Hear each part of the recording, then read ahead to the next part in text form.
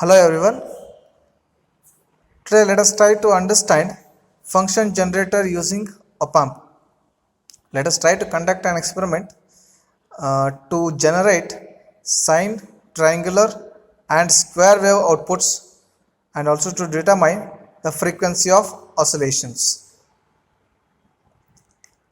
And to conduct this experiment, we need 7 4 on op amp in 3 numbers. We need resistors and capacitors as per the circuit requirement, and we need CRO to check the output waveform. We need a DC power supply for the op amps and breadboard for the connection of the circuit or rigging up of the circuit. And so this is the circuit which we are supposed to connect, and we can see that we are using 3741 op amps, and the first op amp is going to give an output of square wave, and we can also call it as a square wave generator, and that output of first op amp is connected as input to the next circuit or the next op amp, and this is an integrator circuit. So we can get a triangular wave output from the second op amp, and the output of the second op amp is connected as an input to the next circuit for the third op amp, and again that is also an integrator, and output of the third op amp will get a sinusoidal output waveform. Okay, so like that we are able to get a square, triangular and sinusoidal waveforms without giving any input signal. Only VCC and VE, that is the power supply, DC power supply to the op amps are given. Based on only using that, these circuits are able to generate square, triangular and sinusoidal waveforms by themselves. We can even see that the nature of waveform what we are expecting from the output of these circuits. So the sinusoidal waveform we are expecting from the third op amp output, and a square wave output we can expect from the first op amp circuit, and a triangular wave output we can expect from a second op amp circuit. And let us see whether we are going to get it or not. So the same circuit which is shown, so that is already rigged up on the breadboard. So we can see that there are 3 op amps used here. The 741 op amp, it is a 8-pin IC, so which has 8 pins, and according to the pin numbers as it is shown in the circuit diagram, the connections are done. Fine. And this is connected to the DC regulated power supply is used to provide the VCC and VE for the op amps. We can use a single power supply to feed the VCC and VE for all the 3 op amps. Okay, so this is regarding the circuit connection or rigging up of the circuit on the breadboard. Now let us try to understand how the circuit works when we give a power supply, how the circuit is going to behave, or whether we are able to get the required output waveforms, that we will see. So can you please switch on the supply? So now the power supply is switched on. We have to set the DC supply to plus 12 volt and minus 12 volt. So there we go. The VCC is set to be plus 12 volt. We can use fine tune adjustment to set it exactly at 12.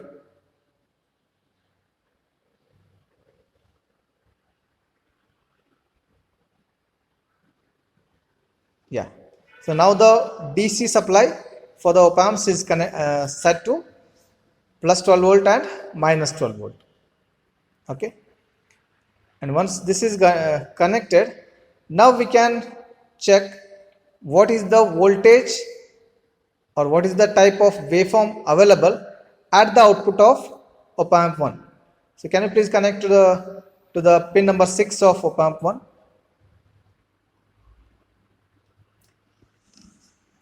See, now we have connected to the pin number 6 of the first op amp as we have seen in the circuit.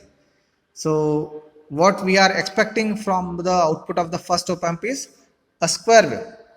So whether we are able to get that. So the connection which is done now, it is the CRO connection. The CRO positive terminal is now connected to the pin number 6, and that CRO is connected to channel 1 in the CRO. Okay. So we can see that the channel 1 is set to be a 5 volt. The scale of the channel 1 is 5 volt, and we are able to get around 10 volt peak output voltage, and it is square in nature,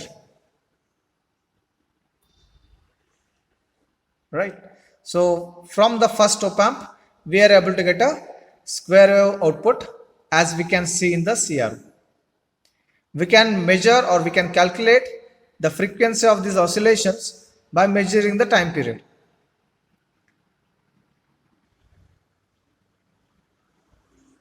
Okay, so now so that is the output of first op amp, right?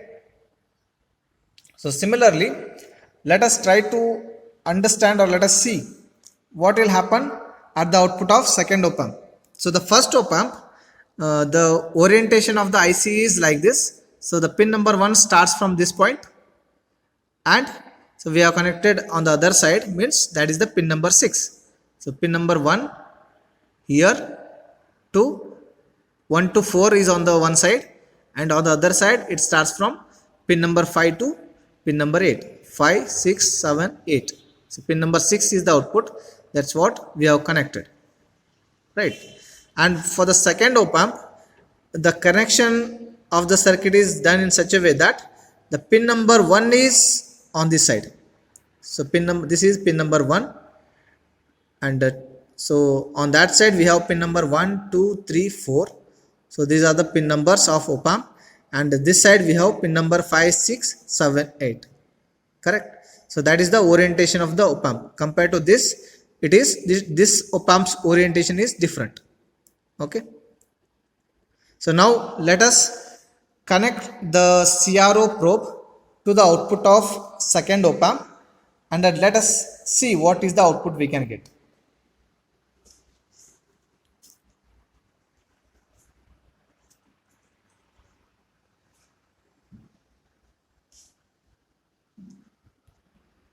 So now the wire probe of the CRO is connected to pin number 6 of second op amp, and we are expecting a triangular wave output from the second op amp, and I think we are getting the triangular wave output waveform. You can see that the amplitude of this waveform is 6 volt, or peak to peak is 12 volt, and the frequency it is going to remain same. Whatever we have got for the square wave, the frequency of the waveform is going to remain same, and that is around see, we can measure the frequency using the time scale here. So if you start measuring the time from some reference point or the starting point of the waveform. So if you consider this as the starting point of the waveform, we have to consider one complete cycle. So from here, this is one half cycle, and this is another half cycle. So from here to here, that is one cycle. So what is the time taken to complete this one cycle? That will give the time period. And here we have set the time to be 0.2 millisecond per on the x-axis. That is the scale of the x-axis. So that means now the waveform is taking 4 boxes or 4 centimeters. So we can take the time period to be 0.8 milliseconds. Right. And for that, the frequency what we can get, the frequency of oscillation we can get is, if you want to calculate, it is f is equal to 1 by t. Very simple. So f, we are going to get it as 1.25 kilohertz, right? So that is the frequency of oscillations what we are getting. So similarly, we can try to see the output of the third op amp also. So can you please connect the CRO to the output of third op amp?